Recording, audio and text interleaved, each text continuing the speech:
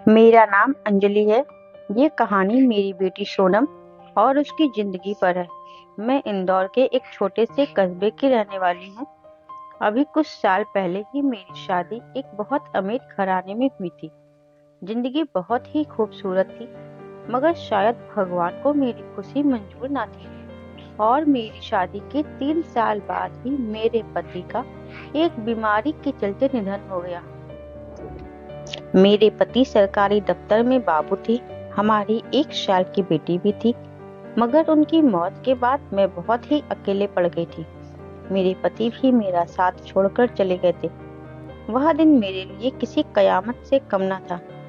मुझ पर तो परेशानियों के पहाड़ ही टूट पड़े थे, क्योंकि मेरी 1 साल की बेटी भी थी। अब उसकी परवरिश की जिम्मेदारी अकेले मुझ पर आ गई थी। कहने को तो मेरे ससुराल में सभी लोग थे, मगर मेरे पति के चले जाने के बाद सब मुझे अब शगुनी कहने लगे थे। कुछ दिन गुजरने के बाद मेरे सास ससुर ने भी मुझे मेरे माँ बाप के घर भेज दिया। शायद उन पर भी मैं बोझ ही थी। वह भी मुझे अच्छा नहीं समझते थे। उनके ख्याल से मैं मनहूस औरत हूँ। मैंने ही जैसे उनके बेटे को मार दिया। फिर मैं चुपचाप अपने माँ बाप के साथ उनके घर आ गई। मेरे माँ बाप भी मुझे बहुत अच्छा नहीं समझते थे। इस बात से मेरे सर पर तो जैसे पहाड़ ही टूट गया। उस वक्त मेरी उम्र 20 साल थी, क्योंकि मेरे माँ बाप ने मेरी शादी 17 वर्ष की आयु में ही कर दी थी। मैं अपने माँ बाप की इकलौती बेटी थी, मगर मुझे ऐसा लगता था कि मैं उन पर एक बहुत बड़ा बोझ थी। मानो जैसे मैं उनकी बेटी ही नहीं थी, क्योंकि मेरे पिता उनको तो बेटी की बहुत चाहत थी। इसलिए वह मुझे नापसंद करते थे और हमेशा ही मुझसे अलग रहते थे। मुझे दिल से प्यार नहीं करते थे। वह मुझे अपना मानते भी नहीं थे और मुझ पर बहुत गुस्सा करते थे। बस इसी कारण वह मुझसे बहुत नफरत करते थे। हर वक्त मुझसे सख्ती से ही बात करते थे और इसी वजह से उन्होंने मेरी शादी भी जल्दी करवा दी थी। अब मैं अपनी बेटी को सीने से लगाकर अकेले अकेले बहुत रोती थी। फिर कुछ दिन बाद मेरे माँ बाप ने मेरी दूसरी शादी कराने की सोची, लेकिन अब मैं शादी नहीं करना चाहती थी। लेकिन मेरे पिता ने मेरी एक भी नहीं सुनी और मेरी शादी एक ऐसे व्यक्ति से कर दी जिसका पहले से ही एक बेटा था। अब मेरे पास भी एक बेटी थी। हम दोनों एक जैसे थे, इसलिए हमारी शादी हो गई, वरना मेरे तो अच्छे रिश्ते भी नहीं आते थे। उसका बेटा मेरी बेटी से 2 साल बड़ा था।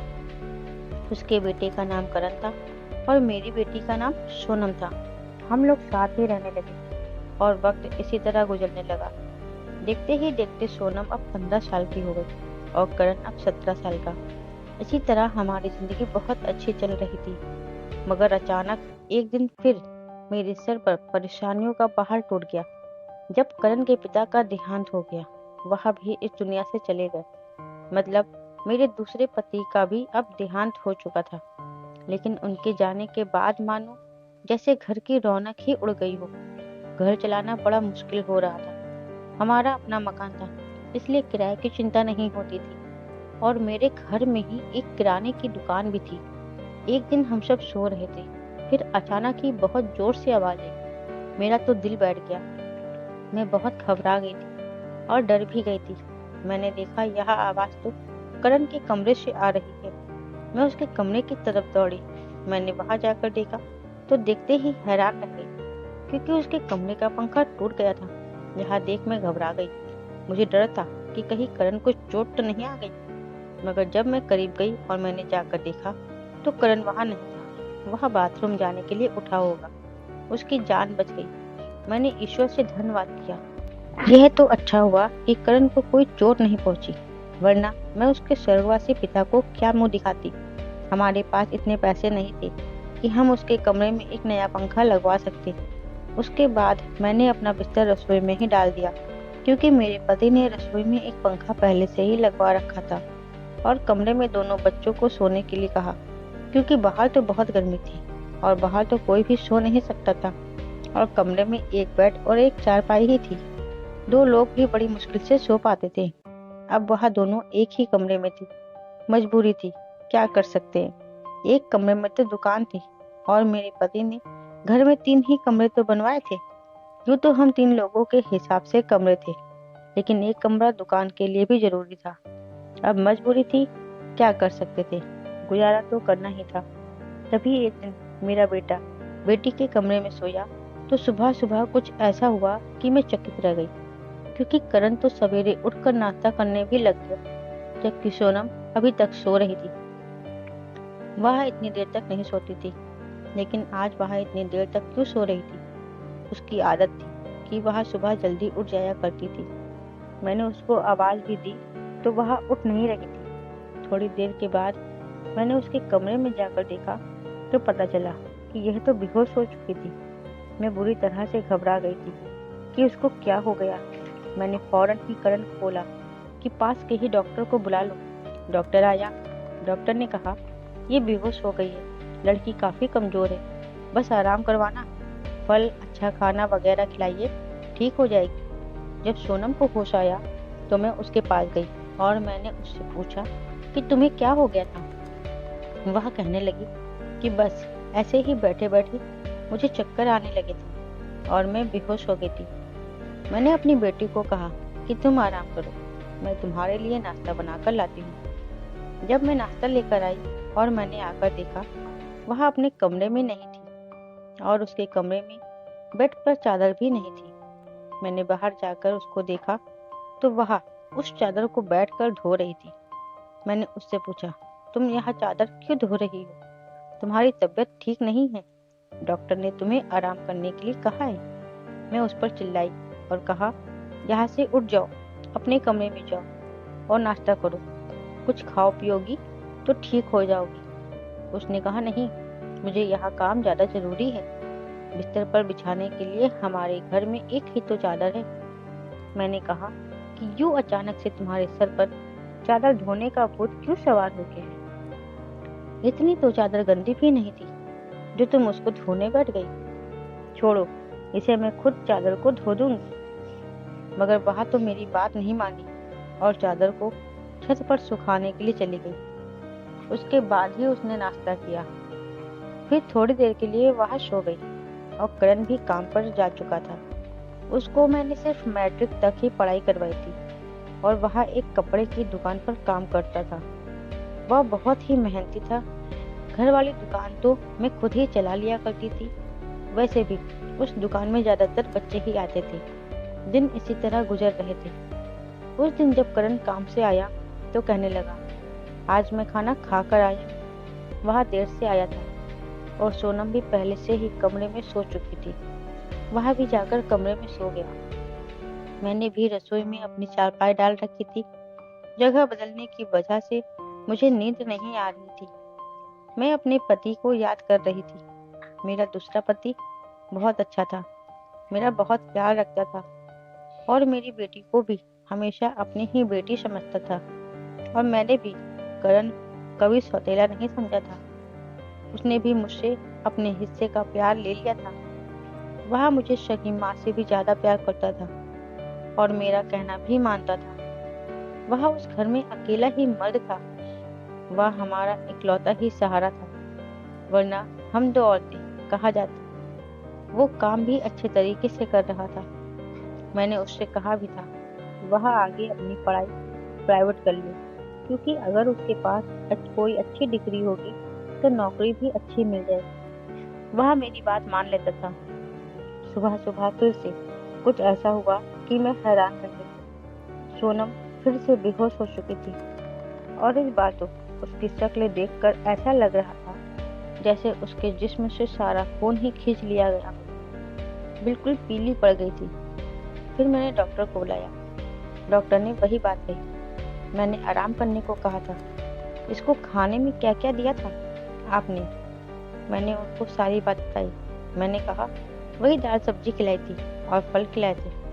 पूरा दिन कोई काम भी नहीं करवाया था। तो डॉक्टर ने कहा कि दोबारा से कैसे कितनी कमजोर हो गई। आप इस बात को सीरियस लीजिए, नहीं तो आपकी बेटी की जान को खतरा भी हो सकता है, क्योंकि इस तरह से अचानक बेहोश हो जाना और कई घंटों तक बेहोश रहना कोई मामूली बात नहीं है। डॉक्टर ने सख्ती से सारी बात बताई और कुछ देर बाद बाहर चले गए। फिर जब सोनम को होश आया तो मैंने उससे कहा कि तुमने फिर से अब कोई काम किया तो मुझसे बुरा कोई नहीं होगा। लेकिन थोड़ी देर बाद जब मैं उसके कमरे में दोबारा गई तो मैं यह देखकर हैरान हो गई थी कि यह क्या कर रही है। वह तो फिर से बेड की चादर को धो रही थी। इस बार मैं उसे दूर से देख रही थी, क्योंकि जो भी वह कर रही थी वह सब कुछ मामूली नहीं था। वह बेहोशी से उठकर चादर को धोना शुरू कर देती थी। यह सब क्या हो रहा था? वह यह सब क्यों कर रही थी? जब से मेरे बेटे ने उसके कमरे में सोना शुरू किया था तभी से वह ऐसा कर रही थी, और बेहोश भी तभी से हो रही थी। आखिर करण उसके लिए था तो सौतेला भाई, लेकिन बचपन से दोनों एक साथ ही पले बड़े। उन दोनों में तो सगे भाई बहनों जैसी मोहब्बत थी। पर अब ऐसा क्या हो रहा था? मेरी बेटी की तबीयत दिन ब दिन क्यों खराब होती जा रही थी? मैं रोती और सोचती रहती, यह सब क्या हो रहा है? एक औरत तब कमजोर होती है जब वह बच्चे पैदा करती है, लेकिन जवान लड़कियां यूं बेहोश होने लगे, ये तो कोई नॉर्मल बात नहीं थी। दूसरे के दिन फिर वो चादर धोकर सुखा रही थी और अपने आसपास देख रही थी कि जैसे मैंने उसे देखा तो नहीं है। मैं रसोई की खिड़की से यह सब कुछ देख रही थी। मैंने भी उसको एहसास नहीं होने दिया कि मैं उसको देख रही हूँ। लेकिन मेरी बेटी ये क्या कर रही थी? वह फिर से बिस्तर पर आकर लेट गई और उसने अपने ऊपर वाली चादर को ओढ़ लिया ताकि मुझे पता न चले नीचे वाले चादर है या नहीं। मैंने उसको नाश्ता करवाया और खुद दुकान पर चली गई। दुकान अच्छी नहीं चल रही थी। हमारी दुकान पर कोई बड़ा ग्राहक नहीं आता था। सिर्फ बच्चे की गोलियां टॉफी लेने आते थे, जो 5-10 रुपए देकर चले जाते थे। इसी तरह से तो काम नहीं चलने वाला था। मैं बहुत परेशान थी, लेकिन यह बात मैंने अपने बच्चों को भी नहीं बताई। करण को भी कुछ नहीं बताया, क्योंकि वह पहले ही नौकरी कर रहा था। अब अगर ऐसे में यह बात बताती तो वह और भी ज्यादा परेशान हो जाता। लेकिन मैं खुद परेशान हो गई। ऊपर से डॉक्टर ने कहा था बेटी को अच्छी अच्छी चीजें फल फ्रूट खिलाओ, लेकिन घर में तो दाल रोटी के भी पैसे नहीं पूरे हो पा रहे थे। घर का खर्चा करना बहुत ही मुश्किल हो रहा था। लेकिन एक दिन कुछ बहुत ही अजीब हुआ। मैंने अपने बेटे करण और सोनम को कुछ ऐसी बातें करते हुए सुना जो कि मुझे बिल्कुल भी समझ नहीं आई। मेरे बेटे ने कहा, यह तुमने तो अभी से अपनी तबीयत खराब कर ली है, इस तरह तो नहीं चलेगा। अगर तुम्हें इतनी परेशानी हो रही है तो फिर हम यह सब नहीं कर सकते। बेटी ने कहा कि नहीं, मुझे यह काम करना है। इस तरह के मौके बार बार नहीं मिलते हैं, और मुझे क्या पता था मेरे साथ यह सब कुछ हो जाएगा। मुझे तो पता ही नहीं था कि मेरे अंदर इतनी भी ताकत नहीं है। मेरे बेटे ने कहा कि अब तो तुम्हें पता है ना, मैं तुम्हारी जिंदगी को दांव पर नहीं लगा सकता। तो मेरी बेटी का कहना था कि नहीं, सिर्फ 2-4 हफ्तों की बात है, उसके बाद यह मौका नहीं मिलेगा। यह सब क्या हो रहा था? मुझे कुछ समझ नहीं आ रहा था। ये दोनों क्या बातें कर रहे थे? एक दिन तो मैंने कुछ ऐसा देखा जिसको देखकर मैं दंग रह गई। सुबह सुबह ही मेरे बेटे ने चादर को फिर से धोकर छत पर सुखा दिया और वह एक तरफ खड़ी होकर उल्टी कर रही थी। मैंने कहा कि क्या हो गया है तुम्हें? वह घबरा गई और कहने लगी कि अचानक से मेरा दिल खराब हो गया। मैंने कहा, क्या क्या मतलब है इस बात का कि तुम्हारा दिल खराब हो गया? क्या छुपा रही हो मुझसे? अगर मुझे पता चला कि तुमने कोई ऐसी वैसी हरकत की है जिससे मेरी और तुम्हारे बाप की इज्जत दांव पर लग गई, तो मैं तुम्हें कभी माफ नहीं करूंगी। मेरी बेटी हैरान हो गई। उसने कहा, माँ, आप किस तरह की बातें कर रही हैं? ऐसा कुछ भी नहीं जैसा आप सोच रही हैं। लगता है आज आपने कोई फिल्म देखी है, या किसी ने आपके कान मेरे खिलाफ भरे हैं जो आप इस तरह की बातें कर रही हैं। भला मैं ऐसा क्यों करूंगी? और अगर मैंने इस चादर को धो दिया तो क्या हो गया? चादर गंदी हो गई थी, बस इसलिए धो दिया। आपको पता है कि कई दिन से मेरी तबीयत खराब है। दवाई खाने की वजह से मेरे पेट में भी खराबी हो रही है। अगर मुझे उल्टी आ गई तो इसका कोई और मतलब नहीं है। मेरी बेटी मुझसे एक तरह से बातें कर रही थी। मैंने उसके मुंह पर खींचकर एक थप्पड़ मारा और वह जमीन पर गिर गई। तभी अचानक करण भी आ गया। उसने कहा कि माँ, आप क्या कर रही हैं? आपने इस पर हाथ क्यों उठाया? तो मैंने उससे कहा, मैंने उसको मारा, हाथ उठाया, ऐसा तो मुझे बहुत पहले ही करना चाहिए था, लेकिन अभी मैं पूरी तरह से बात की तह तक नहीं पहुंची हूँ। जिस दिन मुझे पता चल गया तुम दोनों के बारे में, उस दिन देखना। अब मुझे खुद पता नहीं था कि मुझे क्या हो गया था। मेरे दिल में जो बात आ रही थी मैं वही बोलती जा रही थी, जो कि मुझे इस तरह नहीं करना चाहिए था। उस दिन रात को अचानक मेरी आँख खुली और मैंने देखा कि मेरे बच्चों के कमरे की लाइट जल रही थी। उस वक्त वह क्या कर रहे थे? उनको तो इस समय सो जाना चाहिए था, और मुझसे तो शाम को कह रहे थे कि आज हम जल्दी सो जाएंगे। मैं जब कमरे के करीब गई तो वहां न सिर्फ जाग रहे थे बल्कि बातें भी कर रहे थे। किसी बात पर बहुत ज्यादा खुश हो रहे थे। मेरा बेटा कह रहा था कि तुम बहुत खुशकिस्मत हो। तो बेटी कहने लगी कि हाँ, खुशकिस्मत तो हूँ, लेकिन अभी कल फिर से जब मेरी तबीयत खराब हो गई तो माँ मुझे देखकर बहुत परेशान हो जाएगी। कब तक ऐसे झूठ बोलेंगे?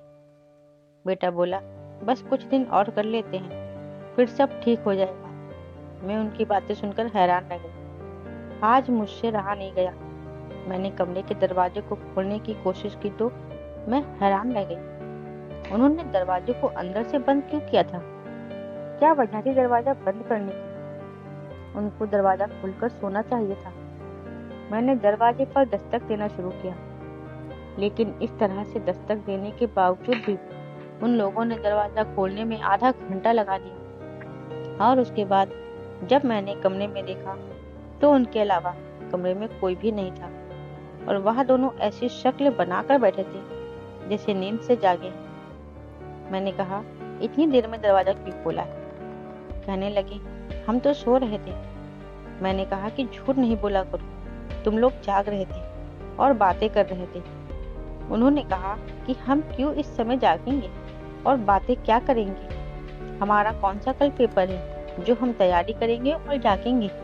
हम लोग तो सो रहे थे। मुझे उन दोनों की हरकतें समझ नहीं आ रही थी, लेकिन मेरे पास बोलने के लिए कोई शब्द नहीं था। मुझे उनकी बातें समझ नहीं आ रही थी, क्योंकि वह दोनों तो ऐसे ही बैठे थे जैसे नींद से जागे हों। उसके बाद मैंने उनको कुछ नहीं कहा और वहां से चली गई। लेकिन मैं सोचती थी कि कोई ना कोई गड़बड़ तो जरूर है, कि मैं यहाँ देखकर हैरान रह गई। एक दिन मेरी बेटी के बाजू में नील के निशान भी थे। यहाँ तो जख्म के निशान थे। मुझे समझ नहीं आ रहा था कि उसे क्या लगा था। मैंने उससे पूछा तो उसने कहा कि चाकू लगी है, लेकिन चाकू तो उंगली पर लगती है, बाजू पर नहीं। मेरी बेटी कोई ना कोई बात ऐसी है जो मुझसे छुपा रही थी। कभी बेहोश हो जाती तो कभी उसके शरीर पर अजीब अजीब तरीके के निशान होते। कभी उठकर अपने बेड की चादर धोने लग जाती थी और मुझे कमरे में जाने नहीं देती थी। मेरा दिमाग जिस तरफ जा रहा था मैं वैसा सोचना नहीं चाहती थी। मेरी गलती थी कि आग और पानी को क्यों एक साथ रखा। मुझे ऐसा नहीं करना चाहिए था। मैंने सोच लिया कि मुझे क्या करना है। जवान लड़का और लड़की को मुझे एक साथ एक ही कमरे में नहीं सोने देना चाहिए था। गलती तो मेरी ही थी। मुझे भी इन सब बातों का ध्यान रखना चाहिए था, क्योंकि करण तो सोनम का सौतेला ही भाई है। नियत बदलते देर नहीं लगती। जवानी की इस उम्र में बच्चे बुरी संगत में पड़ ही जाते हैं।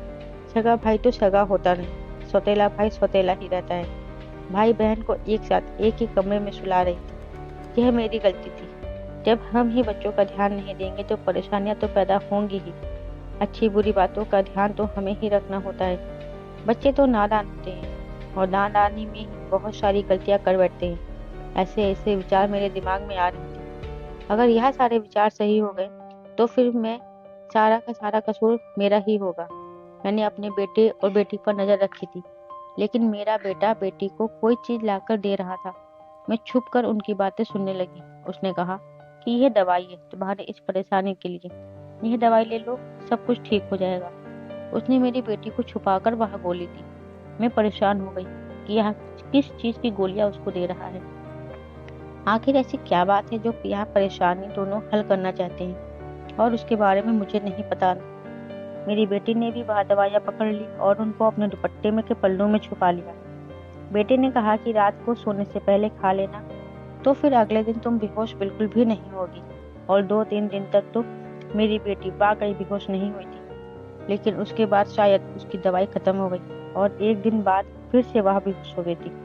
मेरा बेटा भी उस वक्त घर पर नहीं था, इसलिए मैंने आज फायदा उठाने के बारे में सोचा। मैंने वह चादर बहुत ही होशियारी से बेटे के नीचे से खींच ली और उसके तरीके से तय करके अपने कमरे में ले आई। मुझे खोलकर देखना था कि उस पर ऐसा क्या लगा होता था जिसकी वजह से मेरी बेटी सुबह उठते ही उसे धोना शुरू कर देती थी और यहाँ तक कि अपनी बीमारी का भी ख्याल नहीं करती थी। और जब मैंने चादर को खोलकर देखा तो मुझे कुछ नजर नहीं आया, लेकिन जब मैंने ध्यान से देखा तो मैं हैरान रह गई, क्योंकि उस चादर पर चिपचिपा चिपचिपा कुछ गुलाबी कलर का लगा था। मुझे समझ नहीं आया, मैं हैरान हो गई। मैं सोचती रही कि यह सब क्या हो रहा है। मैं बेटे और बेटी की हरकतों पर नजर रख रही थी, सारा कुछ अपने दिमाग में सोच रही थी, लेकिन मैं किसी नतीजे पर नहीं पहुंच पा रही थी। जब तक मेरी बेटी को यह पता चल ही गया कि चादर मैंने देख लिया, तो वह मेरे पास आकर बैठ गई और कुछ अजीब सी घबराई हुई नजरों से मुझे देखने लगी। उसके बाद मैंने उससे पूछा, क्या बात है, क्या परेशान लग रही हो? तो उसने कहा कि मैं वह चादर कहाँ है, वह तो मेरे पास है। फिर वो कुछ नहीं बोली और चुपचाप वहां से जाने लगी। तो मैंने उसका हाथ पकड़कर उसे रोक लिया और मैंने कहा कि मैं सब कुछ देख चुकी हूँ, उस चादर पर जो भी लगा हुआ था। मुझे बता दो, यह सब कुछ क्या है? तुम मुझसे क्या छुपा रही हो? इतने दिनों से मैं बहुत परेशान हो गई। मेरे दिमाग में बुरे बुरे विचार आ रहे थे। वह मेरे पास बैठ गई और फिर मेरी बेटी ने मुझे ऐसी बात बताई कि मेरे कदमों तले जमीन निकल गई। मेरी बेटी ने मुझे बताया कि माँ, जैसा आप समझ रही हैं वैसा बिल्कुल भी नहीं है। दरअसल हमने देख लिया था कि इस घर के हालात अच्छे नहीं चल रहे हैं। घर की दुकान भी नहीं चल रही थी और भैया भी कुछ खास पैसे नहीं कमा रहे थे, लेकिन हमें ऐसा कोई काम नहीं मिल रहा था जो हम लोग कर पाते। फिर भैया के एक दोस्त ने उसको एक काम दिया। दरअसल उसने एक जल्द ही मिठाई का ऑनलाइन काम शुरू किया है, जो अकेले संभालना उसके बस के बाहर था। इसलिए उसने हमें मिठाई की पैकेजिंग का काम दिया और उस काम के बहुत सारे पैसे देने को कहा। भैया भी पूरा दिन काम पर होते थे, लेकिन रात में भाई को आराम भी करना होता था। इसलिए मैं अकेले ही सारा काम पूरी रात जाग कर करती थी और इसीलिए मैं सुबह चादर भी धो देती थी, क्योंकि उसमें मिठाई लग जाती थी, जिसको मैं सुबह को धो देती थी। क्योंकि हमें पता था कि आप नहीं चाहती थी कि मैं अभी काम करूं और सिर्फ पढ़ाई पर ध्यान लगाऊं, और इसीलिए मैंने आपको कुछ नहीं बताया था। मगर नींद ना पूरी होने की वजह से मेरी तबीयत खराब हो जाती थी। मेरा ज्यादा काम करने से मेरी कमजोरी भी आ गई थी। भैया ने मुझे जो दवाइयाँ दी थी वह भी ताकत की थी, जिससे मेरी कमजोरी दूर हो जाए। माँ, भैया का दोस्त बहुत अमीर है। वह हमें इस काम के बहुत ज्यादा पैसे भी दे रहा था। वह हमें एक दिन के 500 रुपए दे रहा था और आज तक हमने और भैया ने मिलकर बहुत पैसे जमा कर लिए हैं कि हम उस कमरे का नया पंखा भी लगवा सकते हैं और घर का कुछ राशन भी ला सकते हैं। हमें माफ कर दीजिए माँ कि हमने आपकी ये बातें नहीं बताई थी, लेकिन आपने तो ना जाने हमारे बारे में क्या क्या सोच लिया, हम पर इतना शक किया। आपने हमारे बारे में जो बातें की वह हमारे दिल में तीर की तरह जाकर लगती थी। मैं जानती हूँ कि वह मेरा सौतेला भाई है, लेकिन वह मेरे सगे भाइयों से भी बढ़कर है। उसने हर बार सिर्फ हमारे बारे में ही सोचा, जबकि देखा जाए तो हम उसके क्या लगते हैं। उसके पिता तो इस दुनिया से जा चुके हैं और उसने उसके अपने रिश्तेदार भी तो हैं जो कि हमसे बहुत ज्यादा अमीर हैं। वो वहाँ उनके साथ जाकर भी तो रह सकता है, लेकिन वहाँ फिर भी हमारे साथ रहता है, फिर भी हमें कभी अकेला नहीं छोड़ता। उसने हमेशा मुझे अपनी सगी बहन ही माना है। उसने कभी मुझसे कोई गलत बात नहीं की और वह हमारे साथ भी देता है, हमारे लिए बहुत कुछ करता है। पूरा दिन वह काम करता था, रात को मैं उसकी मदद करती थी। वह कहता था कि वह रात में भी यहाँ सब कुछ कर लेगा। दिन भर वह बेचारा मेहनत करता था, इसलिए मैंने उसको कहा रात को तुम आराम किया करो, सारी पैकिंग मैं खुद कर लूंगी। इसलिए मैं उसकी मदद कर रही थी। मुझे यह बात सुनकर बहुत ही ज्यादा अफसोस हुआ और मुझे खुद पर गुस्सा भी बहुत आ रहा था। मैंने अपने बच्चों के बारे में क्या क्या सोचा। मैं अपने बच्चों के बारे में जितना गलत सोच रही थी, मेरे बच्चे उससे भी कई गुना अच्छे थे। इतनी गलत बातें मैंने उनके बारे में सोचा इतनी मुझे सोचनी भी नहीं चाहिए थी। हमने यह बात करण को नहीं बताई। सोनम ने भी उसको कुछ नहीं बताया, क्योंकि मैं उसकी नज़रों में और ज़्यादा गिरना नहीं चाहती थी। और इस तरह मैंने भी अब अपने बच्चों के साथ मिलकर काम करने लगी, जिससे हमारे घर के हालात अब कुछ ठीक होने लगे थे। बच्चों को मैं पढ़ने दिया करती थी और ज़्यादा से ज़्यादा काम मैं खुद कर लेती थी। दोस्तों, अब हम लोग बहुत ज़्यादा खुश थे और कुछ सालों में मैंने अपनी बेटी की शादी एक अच्छे घर में कर दी और बेटा भी एक अच्छी नौकरी कर रहा है। दोस्तों, हमारी कहानी अच्छी लगी हो तो वीडियो को लाइक और शेयर करें। चैनल पर नए हो तो चैनल को सब्सक्राइब जरूर करें। धन्यवाद।